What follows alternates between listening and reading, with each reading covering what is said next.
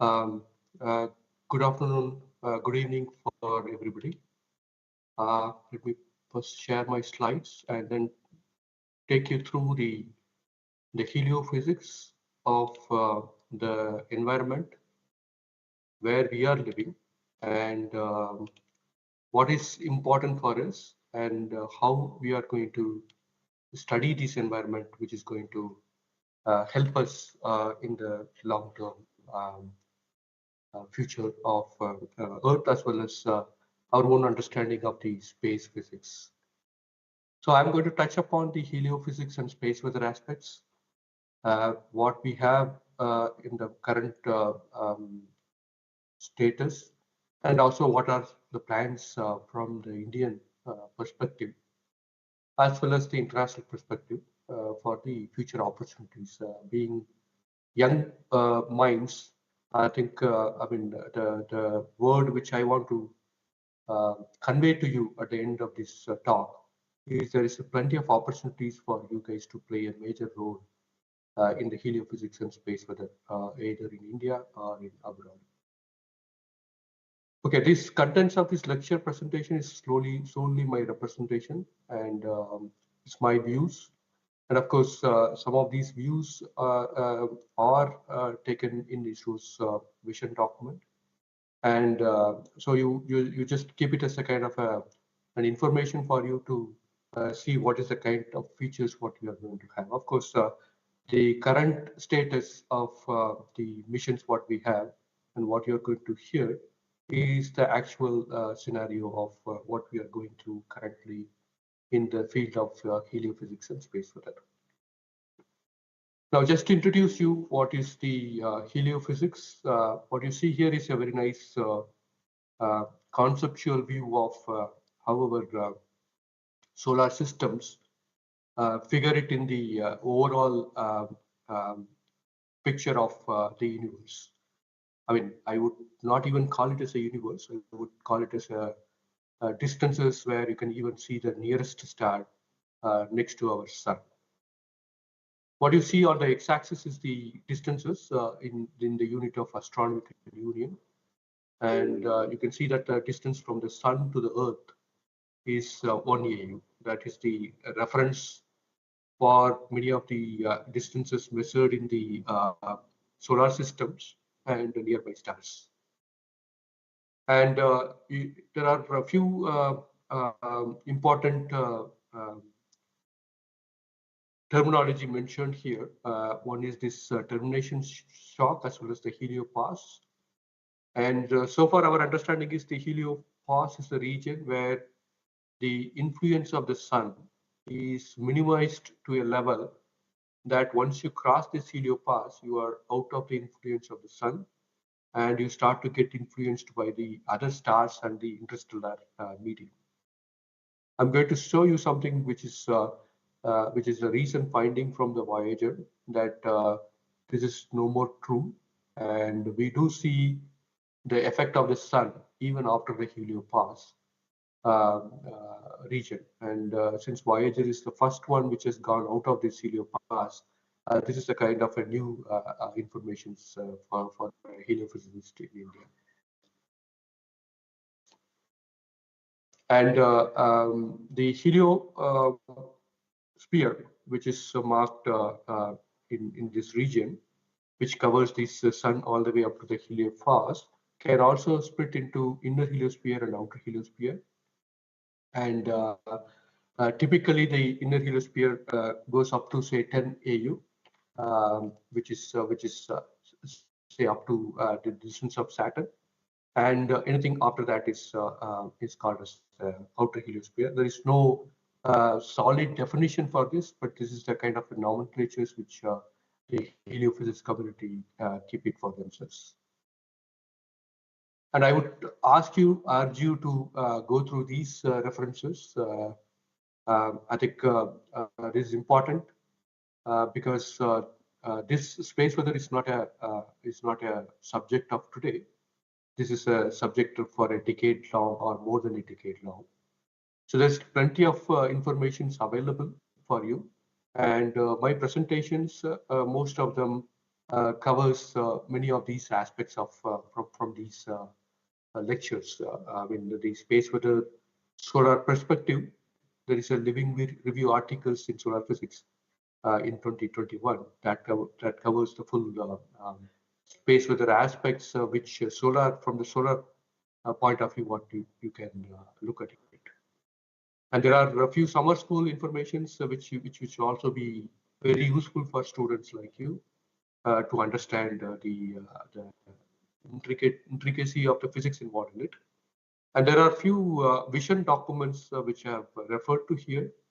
There is a mega science vision of our own country, which is generated by our principal scientific office. That is also available for you to look at it in the long-term perspective of what is in store for us in the from the Indian community. Okay, let me define what is heliosphere. Heliosphere is the region of space encompassing the solar system in which the solar wind has a significant influence. So, as I said earlier, the sun is going to emit constant source of particles are the plasma, which we call it as a solar wind. And the influence of the solar wind goes all the way up to the heliopause. That is our understanding until Voyager detected some of these events of the sun outside of the heliopause. And is this heliopause is new? I mean, heliosphere is new. Okay, here in this movie, what you see here in this cocoon type of structure is the one which is considered as a heliosphere, which lies within our galaxies, where we all live within this heliopause. Of course, similar systems, similar to heliopause, is found in heliosphere is found in many other stars, and you can see some of these references marked here. You do see that the cocoon type of system, where you see this what you call the high dense medium surrounding a primary star, is seen in many of these structures from faraway galaxies also.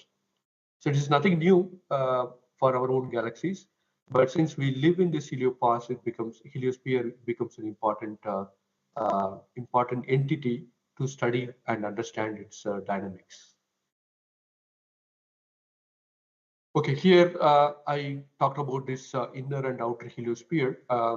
The inner heliosphere is defined up to 10 AU, and this is the 10 AU is mostly dictated by the solar wind, and very little of ISM interstellar medium influences this the region below 10 AU. And above 10 AU, the interstellar medium also plays a role in influencing the dynamics in these regions. And in the outer solar region, it's mostly the neutral atoms. They couple with the solar wind, paving the way for a charge exchange and pick up ions. And there are new missions which is going to come up in the near future to study these pickup ions coming from this interstellar medium. In general, heliophysics, you can consider this a study of our star, the sun. It influences on the Earth. I mean, because Earth is important because we live in there, and other bodies. I mean, other planets also becomes important throughout the heliosphere and its interaction with the interstellar space. Why is it important? Because this plasma coming from the sun do interact with the planets, do interact with the atmospheres of the planets. They do exchange energy from the solar wind to the atmosphere. And due to this exchange of energy, there are losses in the atmosphere, and some of our planetary evolution from the formation of our solar system could have influences from these solar wind and solar dynamics. For example, the Earth, Venus, and Mars is supposed to have a similar birthing conditions.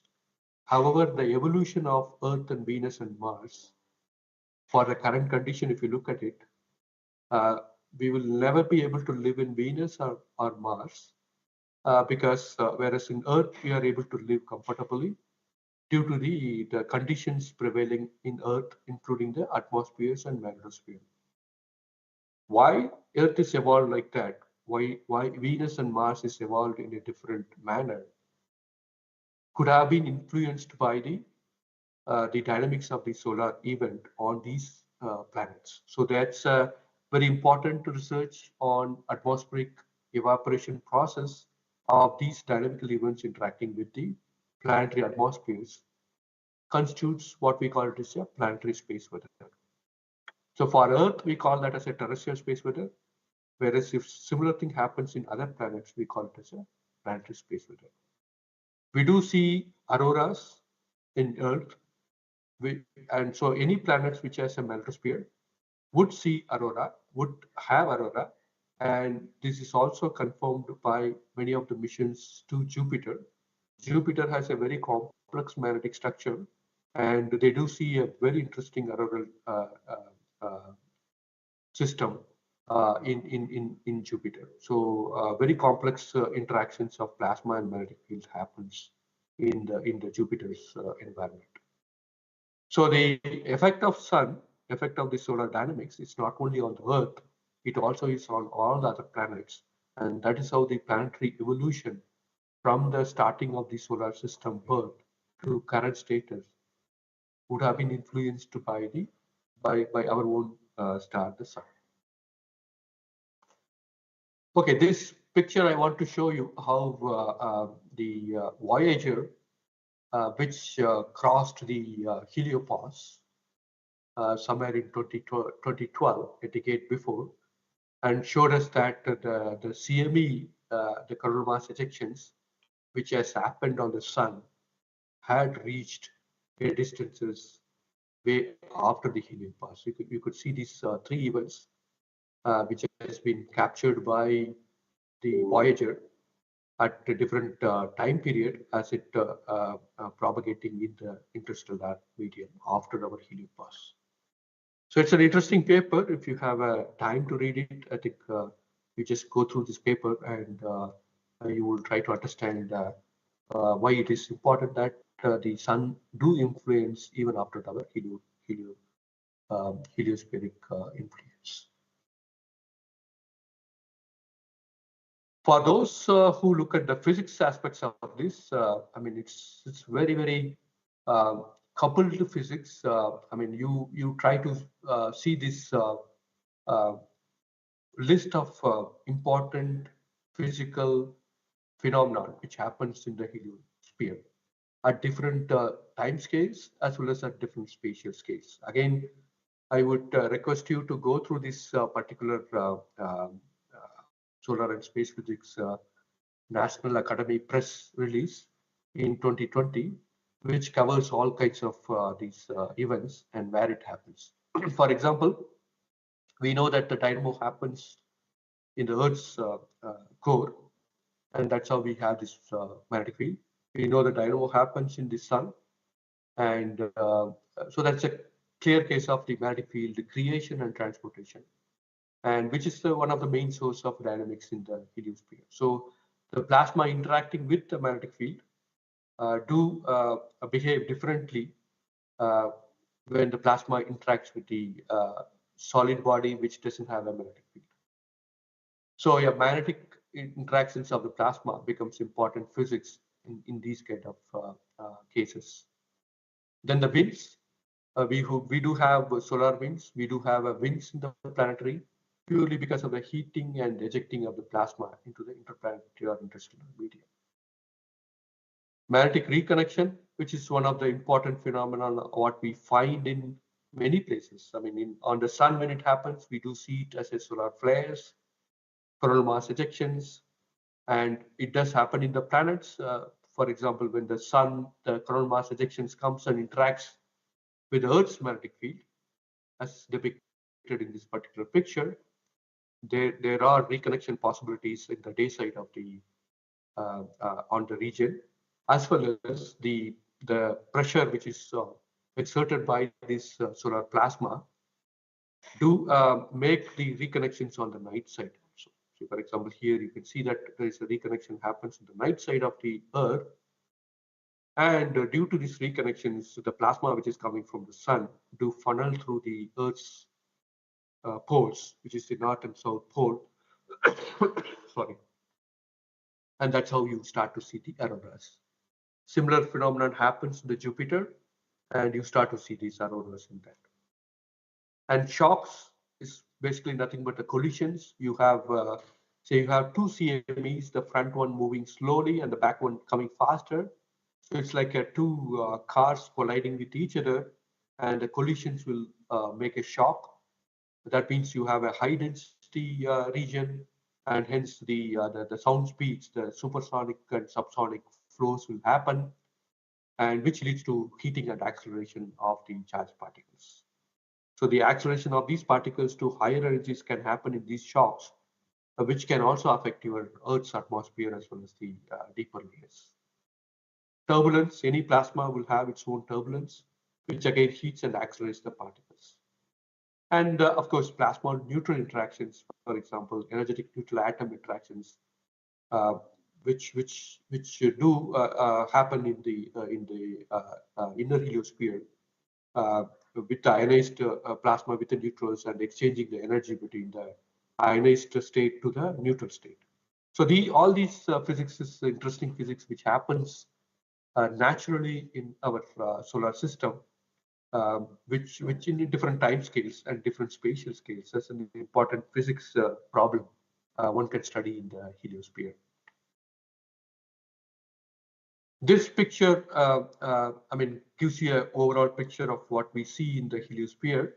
I just spent a couple of minutes to explain. I think once you understand this, rest of the slide becomes much easier for you to follow it up. What is shown here is the sun, and there are dynamic events called solar flares and coronal mass ejections. And we do stay here at Earth, and there's a point here marked as a small dot, which is the Lagrangian point L1, where the influence of the sun and earth cancels each other. So you will have a gravitational force which is zero at this particular point. And the gray lines, what is seen here is the magnetic field lines, which is the magnetic field coming from the sun and crossing in the interplanetary medium. Why is it curved? Because the sun, we know that it rotates. It rotates once in 24 days, 24 to 28 days, differential rotation. And because of this rotation and the magnetic field is anchored to the sun, and the magnetic field gets twisted and turned. I mean, it's like the skirt of a person who is doing a ballerina. And so these coronal mass ejections and the solar flares, which emits these charged particles, we know that the charged particles cannot cross the magnetic field lines. They have to tie along the magnetic field lines and travel. So all these yellow wiggly lines is nothing but the charged particles which is traveling along the magnetic field lines. So what you have is the source region, which is the sun, and you have an interplanetary medium which is governed by the sun's magnetic field, and the particles travel along the magnetic field lines. And Earth has a magnetic field lines which can couple to the interplanetary magnetic field, forming an interesting what you call system interactions between the sun's magnetic field and the Earth's magnetic field. So the overall space weather concept, your source regions is the sun or the galactic cosmic rays, which is coming from the stars away from the heliosphere, and the propagations of these charged particles in the interplanetary medium, and the effects is on the planets. If it is happening on the Earth, it's called the terrestrial space weather. If it happens on other planets, it's called the planetary space weather. Of course, this is what I have indicated here. For the source region, which is sun, can be from the solar wind. Solar wind is a continuous flow of charged particles from the sun, which is always present. And CMEs are a significant release of plasma and associated magnetic field from the solar corona. And we also have something called a co-rotating interactive regions, which is a region between the magnetic field region on the sun and the non-magnetized region on the sun. So this is the one which separates the fast and slow solar wind, and that is also rotates along with the solar rotations.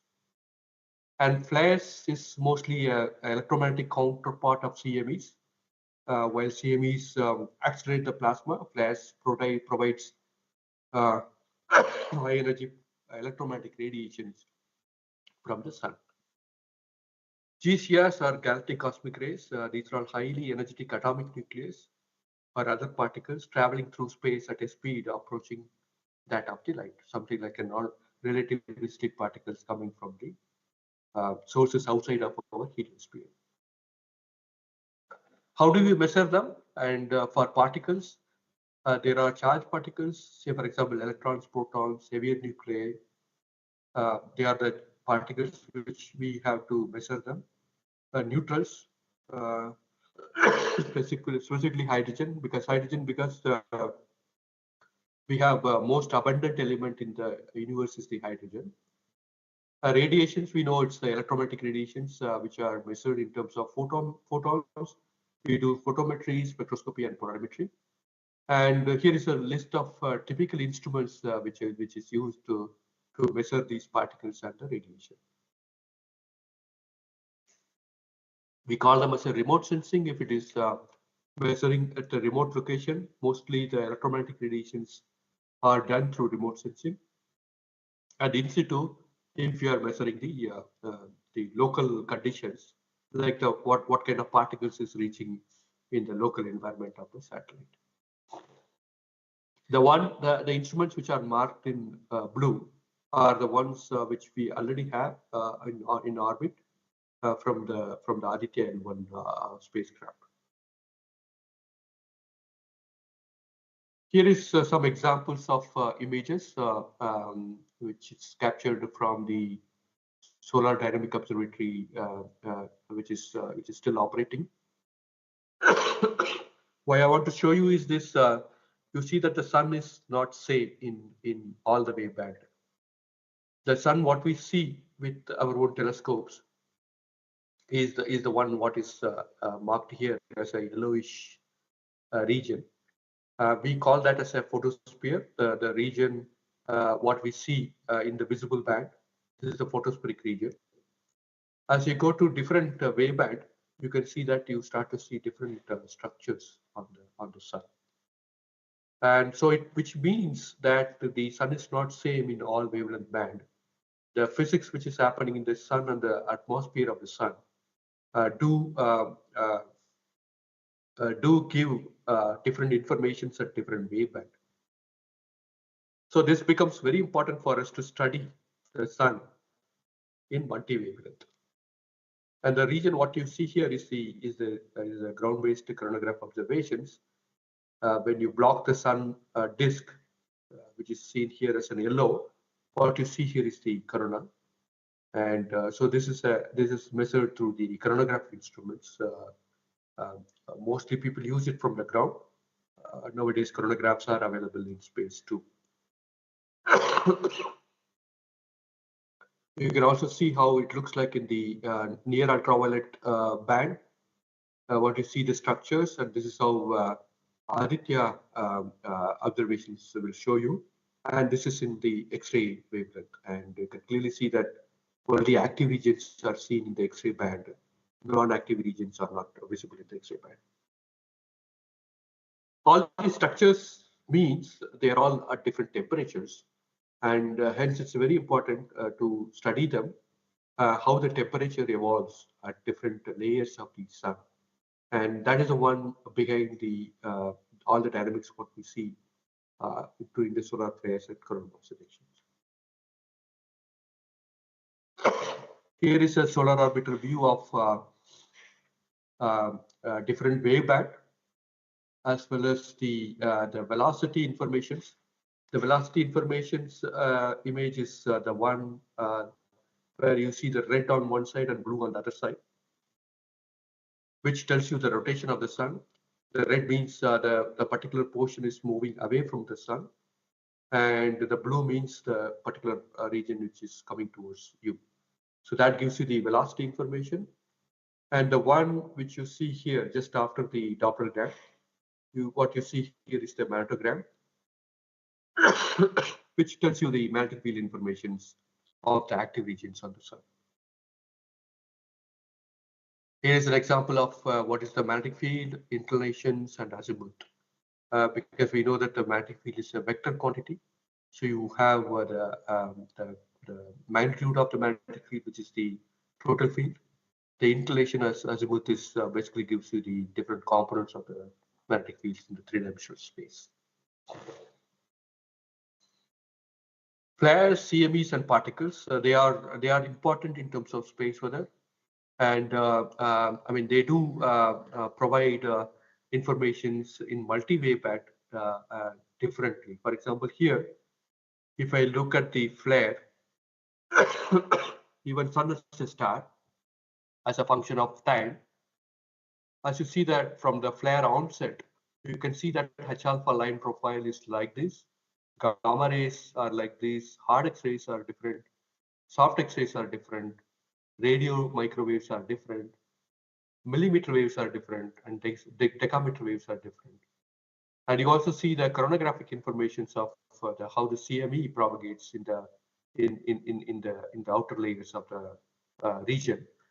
And these two provides the solar energetic particles in the giga electron volt and mega electron volt range. Say, for example, protons and ions in the mega electron volt range reaches to the in situ measurements later compared to the protons and ions which are in giga electron volts. That basically means that the energy of the particles is related to the kinetic energy. So the high energy particles reaches you faster compared to the low energy particles. And the time difference tells you the propagation information from the sun to the measurement point.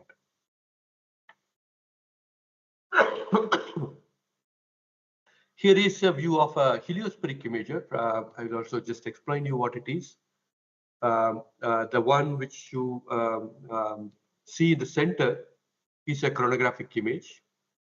And the one here is what you see here is the Earth in the field of view. So you have four instruments combined together to provide a good view of what is happening in the heliosphere from the sun to the Earth. You can clearly see that the coronal mass ejections which happens in the sun do propagate in the interplanetary medium and reaches to the Earth's surface. And that is done through this instrument called the heliospheric image instrument. We also use radio telescopes to look at these propagations. It's called as interplanetary scintillations. Basically, the idea is to have your radio telescopes on the Earth, look at sources on the sky, point sources on the sky, which emits radio wavelength. As the radio wave propagates in the interplanetary medium, when there is a CME propagation happens between the sun and the Earth, these radio waves get corrugated. I mean, you can see here the radio waves, which is plane waves, gets corrugated and start to scintillate on your telescopes. By measuring the scintillations, you try to estimate what is the density disturbances which is happening in the line between the Earth and the source.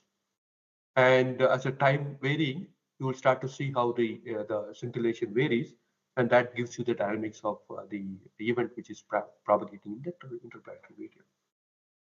This can be achieved from our own telescopes called the UT radio telescope. And what you see here is the very nice view of how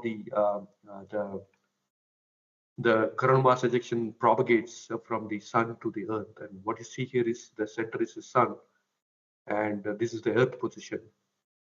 And you can see that a lot of electrons do propagate in the interplanetary medium to reach to the Earth. So this is available for our own from our own facilities.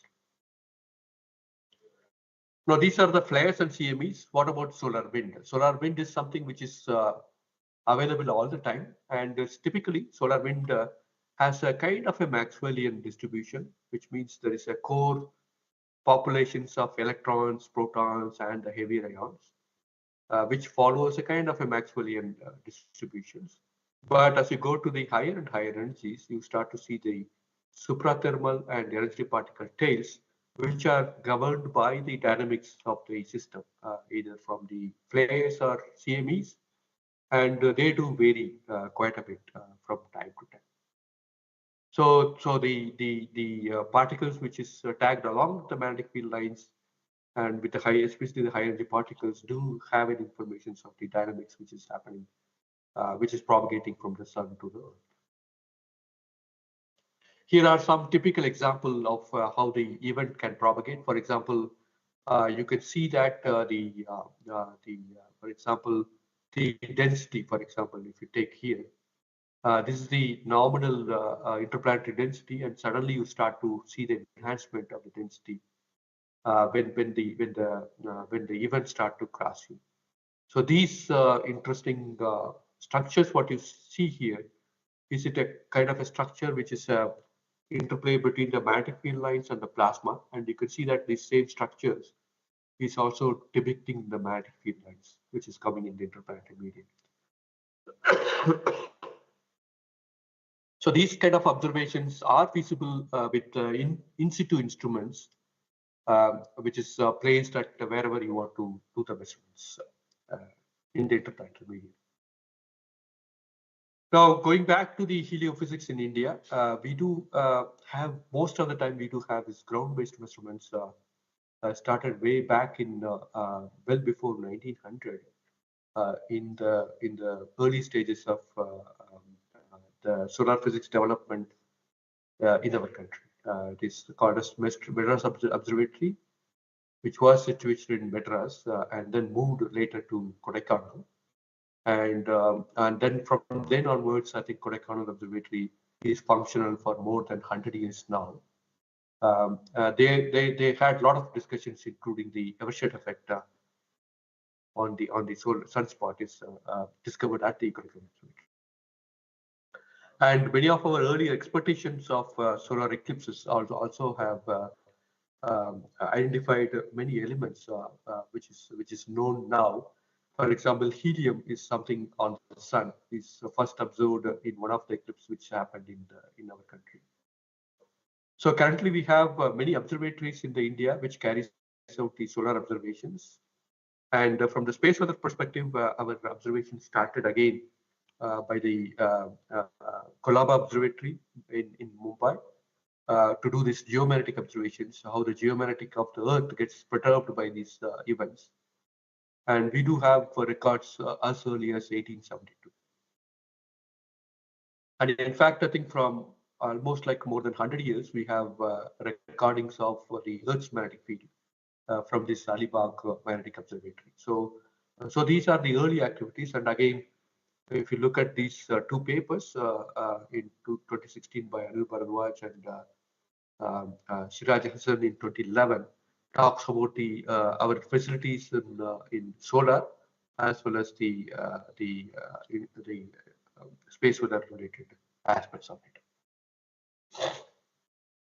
On ground facilities, you can see that it's spread across the country, and you can see the list of equipment which is available on ground for you to do both the solar as well as the on ground influences and as well as our atmospheric influences. For example, the geomagnetic field variations, radar interferometers, digital ionosurvey, they all give you the local perturbations which is happening in the Earth's atmosphere as well as the Earth's magnetosphere during a passage of the event which is happening in the sun.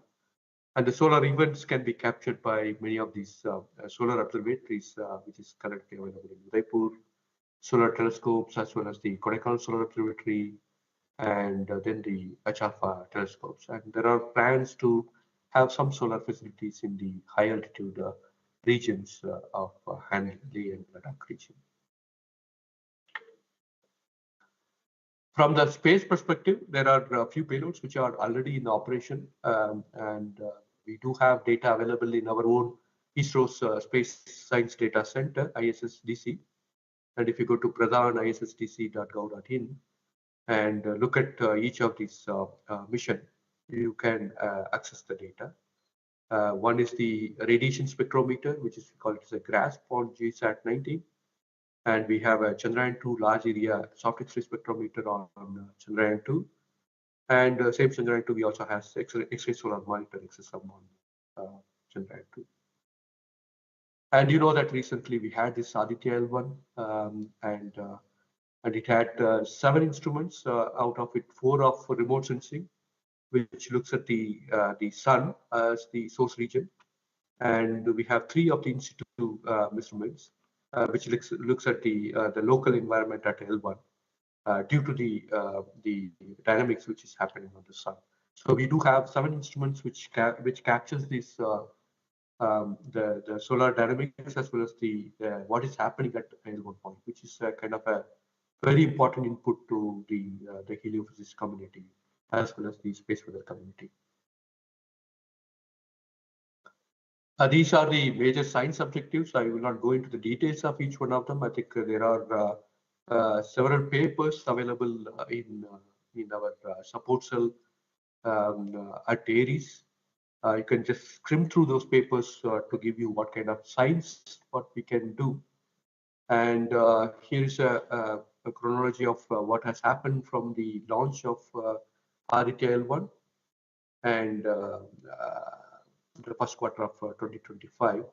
I mean, we have already released the data to the community, and now people can look at this particular data from the same Pradhan website of ISRO's Space Science Data Center.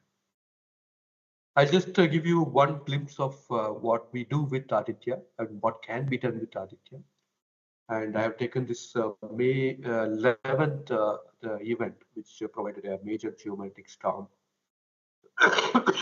during that period. 5 more minutes, sir. Yeah, I'm going to wind up now. So what you see here is a full disk image of the sun taken from the Udaipur solar telescopes on the 10th of May. And you see a very huge active region. So this is a kind of a monster active region, which is the one which created a pretty high intense storms. And since it is on the west side of the sun, and there is a high possibility of it gets connected to the Earth, because the sun is rotating from the east to the west. So that is one of the reasons why we could see them at Aditya L1 and as well as in the Earth. And you can see that how we are placed our missions. You can see that the Aditya L1 is at L1, and we had this Chandrayaan-2 mission which is orbiting around the moon, and we also had an XPOSat mission which was launched in January 2024, which was orbiting around the Earth. All of them had seen this particular event at different vantage points. So here is a gamut of data came from Aditya L1. You can see that there is a huge amount of X-class flares which happened on the 8th to 11th of May, which triggered many solar flares. And this is the soft X-rays, this is the hard X-rays. And these 3 are from the in situ payload. You can see that the event, the shock arrived somewhere around middle of May 10th, where you suddenly see that the density enhanced, which is the flux enhanced, and also the velocity enhanced. That's how these 2 hydrogen and helium lines got shifted to higher energy. And you also see that at the same time, your magnetic field lines has a very interesting changes which is happening both for the Z component as well as the total magnetic field variations. And this gives you the high energy particles. They also slowly increased starting from 10th and go all the way to very high values somewhere in the 1648 UT. The flux has increased quite a bit. And all of the energies were increased in this particular duration. Same thing when we looked at the light come from the Earth orbiting system. We do see that the solar flares got reflected from Earth atmosphere, and you start to see that the flares, reflected flares, is seen in the day side of the Earth, because the day side will receive the solar flags. And however, in the night side, if you start to see it, you start to see it somewhere around May 11th onwards. You start to see that the night side, the instruments start to pick up the background, which becomes higher because of the particle events which is coming from this particular event. So the event happened somewhere in 8th to 10th time frame on the sun. It reached on the 10th of afternoon in the L1, and by the time it couples to the Earth's atmosphere and reached somewhere around 11th, when we can start to see this uh, particle enhancement in the Earth environment. Okay, this is the ISSDC which I talked about it, and you can go there and then look at the availability of data. And Aditya L1 data, it was released to public on the January 6, 2025. So it's fresh data which is available for you guys to look at it. I'll just wind up with a couple of slides, what is holding for us as a community in near future. So currently we have in orbit Aditya L1, and of course other missions which I talked about it.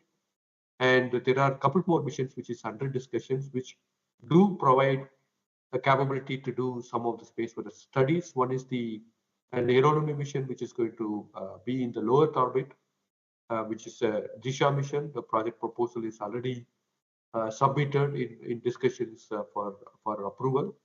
And Venus, you know that Venus mission got approved. And there are a couple of payloads which will look at the space weather event in the Venusian atmosphere when we go to the Venus, orbiting the Venus planet. From the international scenario, 2025 is holding a very important year. The Proba 3 mission, which is an artificial eclipse by 2 satellite, which is launched in December. Recently, 1 week before, they have separated the 2 satellite. Sometime in March, they will have the first eclipse by the front satellite, and the back satellite will capture the eclipse. And this is one of the tech demo satellite for the European Space Agency, the formation flying concept. That will also provide a lot of solar data to look at some of this coronal information. And there is going to be a space weather follow-on mission at L1, which would be launched sometime in the middle of 2025. And there is going to be a AGEL mission, which is going to be at L5, which is somewhere here, which is at a side distance where it can look at the Sun-Earth line. This may be launched somewhere in 5 years down the line, maybe around 2030, where again we'll get a totally different new informations which is not available currently with us. So this is some more details of the Lagrangian missions, and I will stop there. I think you have a lot more data to play around and a lot more data to study the heliophysics, both from the Earth point of view and from the other planetary point of view, as and when ISRO or any other country carry the space with the payload to those particular planets. Thank you very much. That's all I have.